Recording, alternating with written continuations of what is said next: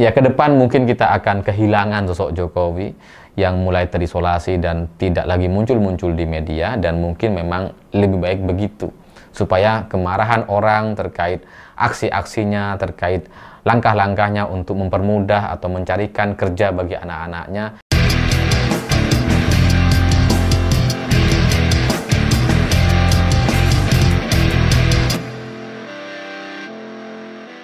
Selamat malam semuanya. Hari ini di bulan September, tepatnya 10 September ketika video ini dibuat, saya ingin bertanya, kapan kalian menyadari kapan terakhir Jokowi muncul di media?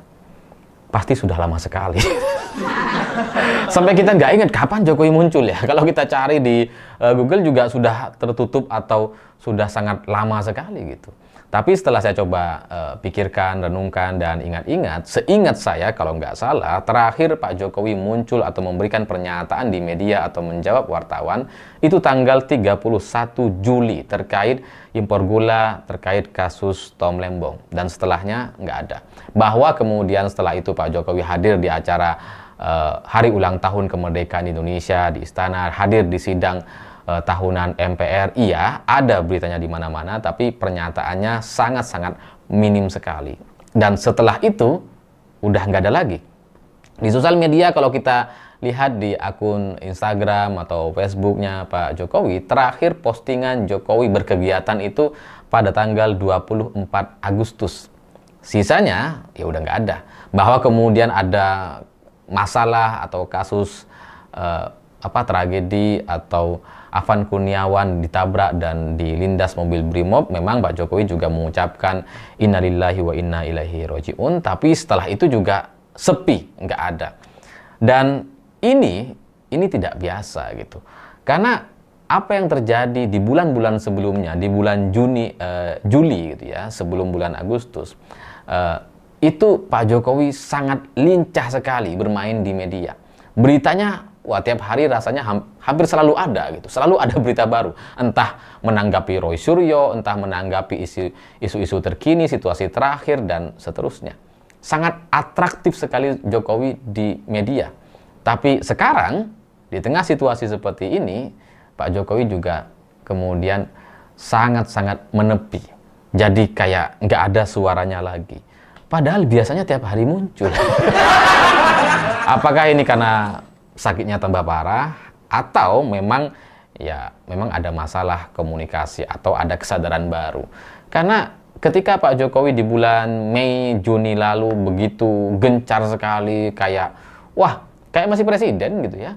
Wah, Kapolda Metro bikin pernyataan, bikin konpres, datang ke Kongres PSI, memberikan pidato-pidato yang sangat menggugah semangat gitu. Bahkan liburan ke pantai pun itu dirayakan oleh semua media. Rasanya semua media mainstream memberitakan bahwa Jokowi bermain sama anak-anaknya, sama cucu-cucunya di pantai di Bali. Diberitakan di hampir semua media. Tapi setelah itu ya nggak ada. Sekarang ini nggak ada gitu. Ketika Jokowi beberapa bulan yang lalu ketika bulan Juli dan sebelumnya bisa merespon apapun, seremeh-remehnya, nggak jelas-jelasnya, ya, sekecil-kecilnya isu direspon sama Jokowi.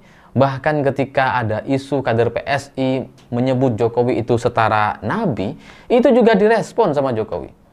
Jokowi bilang, ya, nabi terakhir itu Muhammad SAW. Selesai. Ya, tapi tetap direspon gitu kan. Tapi sekarang situasinya sudah sangat berbeda jauh sekali. Kemarin ketika Indonesia sedang panas, ketika terjadi aksi penjarahan di mana-mana, terjadi, ya nggak di mana-mana sih, di rumah Syahroni, Uya Kuya, Eko, Sri Mulyani gitu ya. Ketika terjadi pembakaran di gedung-gedung DPRD, ketika terjadi aksi demonstrasi di berbagai provinsi, kabupaten, dan kota, Jokowi diam. Jokowi tidak memberikan pernyataan apapun. Entah karena nggak berani komentar, atau memang ada pertimbangan-pertimbangan lain. Satu-satunya berita yang kita bisa baca di media ketika terjadi aksi demonstrasi atau kemarahan massa yang begitu besar di berbagai kota, hanya soal berita rumah Jokowi dijaga sangat-sangat ketat. Hanya itu, takut dijarah. Dan itu kayak sebuah ketakutan yang awalnya terlihat berlebihan.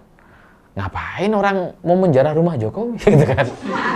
Kan udah nggak jadi pejabat gitu ya. Kalau Sahroni, Eko, Uya Kuya, Sri Mulyani ya masih menjadi pejabat hari ini. Tapi kemarahan itu terbaca.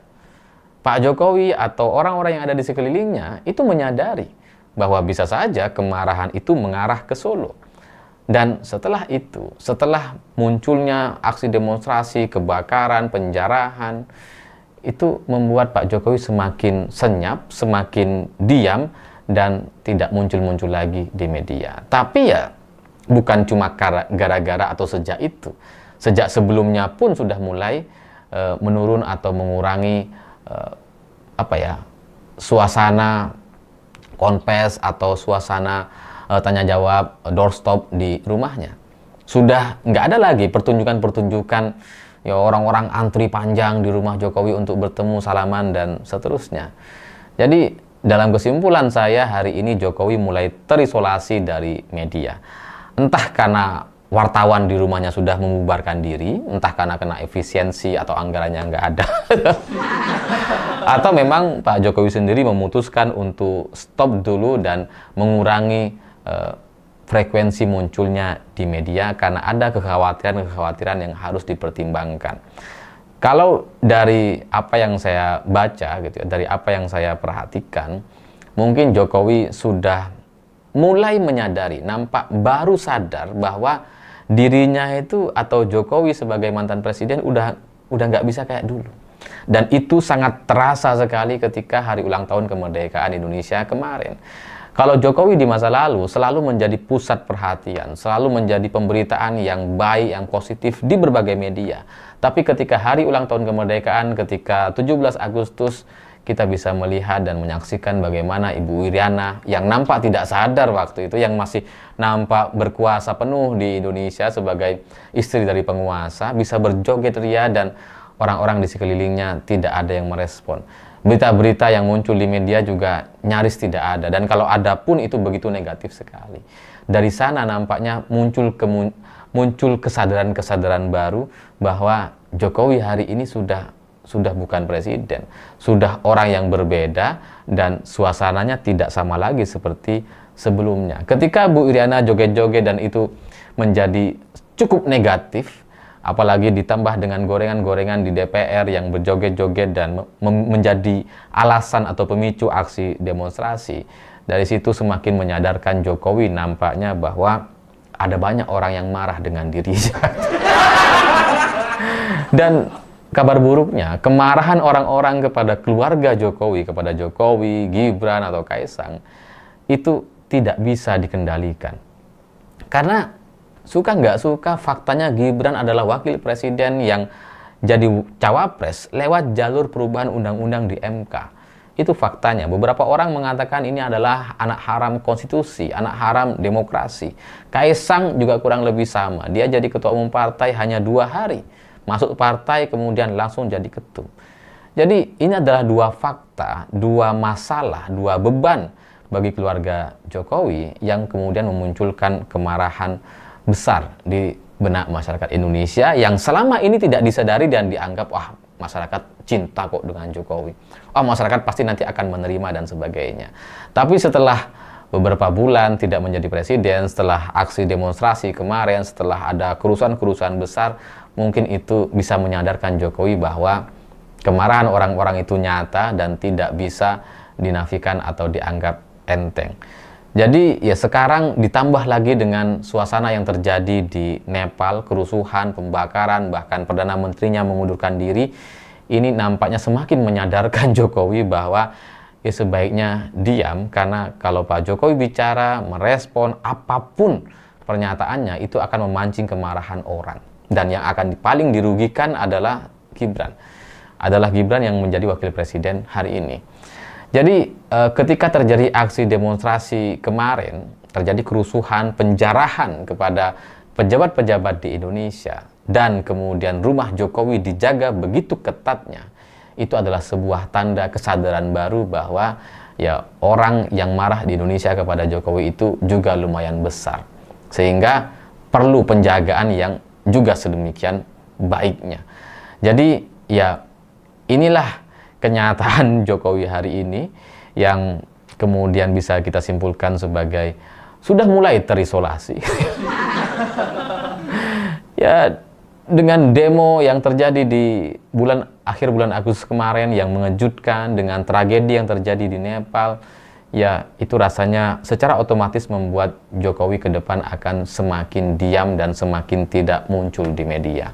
Karena ya bibit-bibit kemarahan orang itu sudah ada, yang selama ini tidak diakui itu sebenarnya nyata dan itu berbahaya sekali. Jadi diamnya Jokowi, senyap atau tidak lagi muncul-muncul di media itu mungkin bisa mengurangi. Mungkin gitu ya. Karena ya kalau tidak ada pemberitaan kan orang tidak terlalu tidak terlalu marah atau murka lagi. Semakin Jokowi senyap, semakin Jokowi tidak muncul, ya semakin orang kemudian mungkin bisa sedikit memaafkan. Ya kalaupun Gibran tetap muncul-muncul terus, ya begitulah wakil presiden. Tapi kalau Jokowi kan tidak punya alasan untuk muncul-muncul terus di media gitu. Karena kalau kita bicara soal Jokowi dengan dengan gayanya ketika setelah tidak menjadi presiden Indonesia, terakhir di acara Kongres PSI kemarin seperti masih ingin menunjukkan kekuasaannya. Akan all out atau mendukung PSI agar bisa lolos ke Senayan dan sebagainya. Kesombongan-kesombongan itu yang seolah-olah berkuasa, yang seolah-olah masih bisa memberikan dukungan besar kepada PSI untuk lolos ke Senayan, padahal ketika jadi presiden pun tidak bisa meloloskan PSI, itu sedikit banyak memicu kemarahan orang. Orang jadi melihat bahwa itu adalah sebuah kesombongan atau ketidaksadaran terhadap dirinya bahwa Jokowi udah bukan presiden Indonesia lagi. Jadi ya ke depan mungkin kita akan kehilangan sosok Jokowi yang mulai terisolasi dan tidak lagi muncul-muncul di media, dan mungkin memang lebih baik begitu supaya kemarahan orang terkait aksi-aksinya, terkait langkah-langkahnya untuk mempermudah atau mencarikan kerja bagi anak-anaknya itu tidak memunculkan kemarahan atau mengingatkan masyarakat terkait betapa buruknya pemimpin di Indonesia ketika hanya memikirkan anak-anaknya dan tidak memikirkan anak-anak orang lain. Jadi ya semakin Jokowi diam itu akan semakin baik, dan semakin Gibran juga diam itu rasanya akan juga semakin baik. Cuma kayaknya Gibran masih belum bisa menyadari atau memahami situasi ini.